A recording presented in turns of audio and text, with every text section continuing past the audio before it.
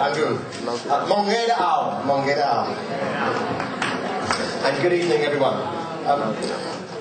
Before I start, I think the first thing I should do is, on behalf of everyone here, I would like to say thank you to the organisers for inviting us here tonight to celebrate the 61st Mon National Day, and for organising such a great programme and such lovely food. So I think we should have a round of applause for all of the organisers.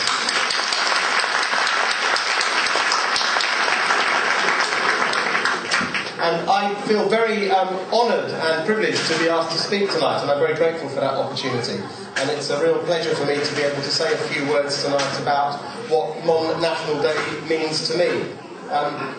As some people here may know, I first got to know Mon people when I was working with refugees and displaced people on the Thailand-Burma border in the mid-1990s. Then I discovered more about Mon history and politics when I was writing my book on Mon nationalism. During the period when I was writing my book, I was living here in the UK, and that was in the late 1990s. And there were very few Mon people in the UK at that time. So again, it's really great to see so many Mon people here today to celebrate their culture and history.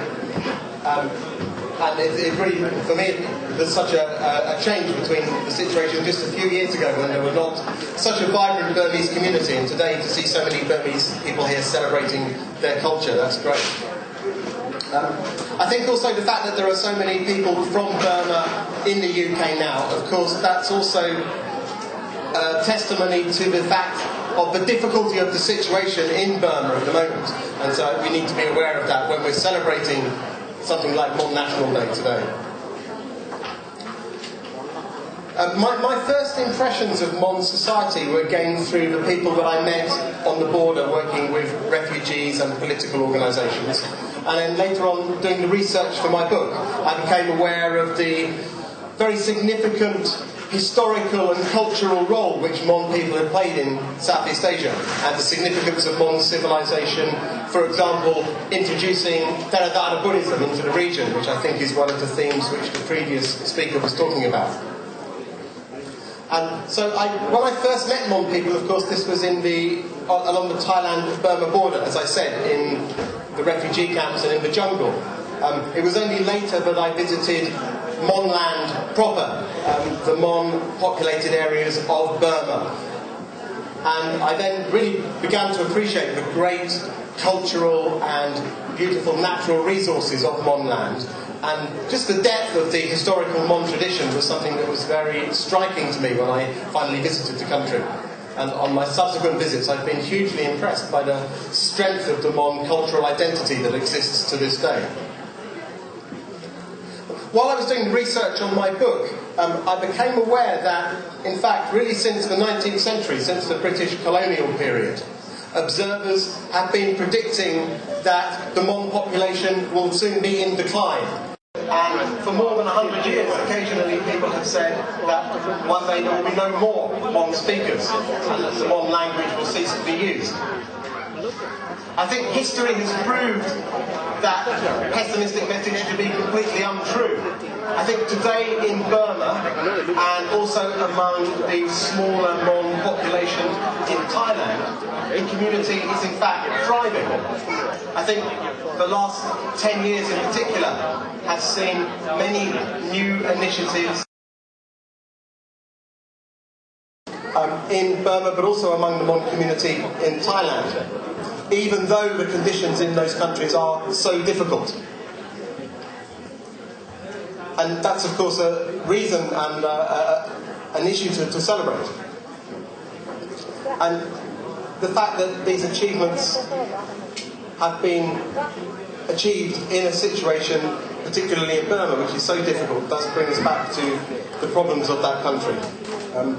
I think most people here tonight will have some understanding of the appalling human rights situation in Burma, which most recently hit international headlines, of course, in September last year, when the military government brutally suppressed civilian demonstrations led by monks in Burma, with the death of scores of participants.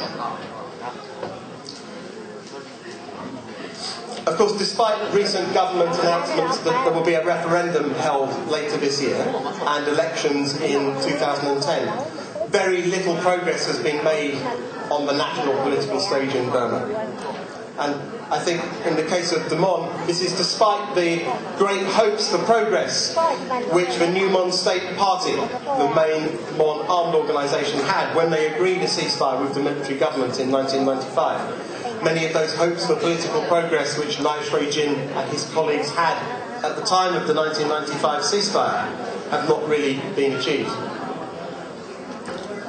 Nevertheless, I do think that despite the lack of progress nationally in Burma, there have been some very important developments at the grassroots level. And in particular, I think we can see many signs of progress in the area of education.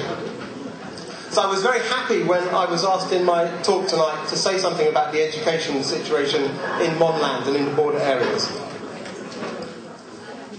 Since the 1995 New Mon State Party ceasefire, the number of Mon national schools which are organised by the party has expanded to over 360 schools. 70% of the students who are studying in Mon national schools are actually children who live in government-controlled areas. And before the ceasefire, they would not have had an opportunity to have a Mon language education, but now they can. Similarly, in the 13 years since the ceasefire, the Mon monks and civil society organisations have been implementing a series of summer Mon literacy training programmes. And this year, more than 60,000 students attended Mon language training in April and May in monasteries across Lower Burma. Neither of these educational achievements would have been possible before the 1995 ceasefire. However, it's also true that in the last 2 years, the military government has moved to close down a number of Mon national schools. And it seems quite likely that the New Mon State Party and associated organisations will come under renewed pressure in the coming year in the context of the SPDC's promotion of its constitution. I think, nevertheless, though, that the dynamic state of the Mon education system in Burma, and also many impressive initiatives in education which the Mon community have achieved in Thailand, which we don't really have time to discuss tonight, I think these education initiatives really demonstrate how strong and vibrant Mon national culture and identity are in the current era. And I really believe that for the future of the Mon nation, this is by far the most important point. I think that particular political arrangements, political agendas, inevitably will come and go over time. And some periods will be more progressive and with more opportunities for development and democracy and for the expression of Mon national identity politically. And some periods will be more difficult, and certainly we're in a difficult period now, I think that's true. But I think the passing of these political cycles is really part of the impermanence which the Lord Buddha taught us to accept in life. And I think that the basis of any future political settlement for the Mon people, on the basis perhaps of a genuine federal constitution, and for other ethnic groups in Burma, that political settlement has to be based on a strong national and cultural base, and a population which shares the language and the traditions of ancestors. If there is no Mon national identity, then talking of a Mon political settlement or a federal constitution which recognises Monland is kind of irrelevant.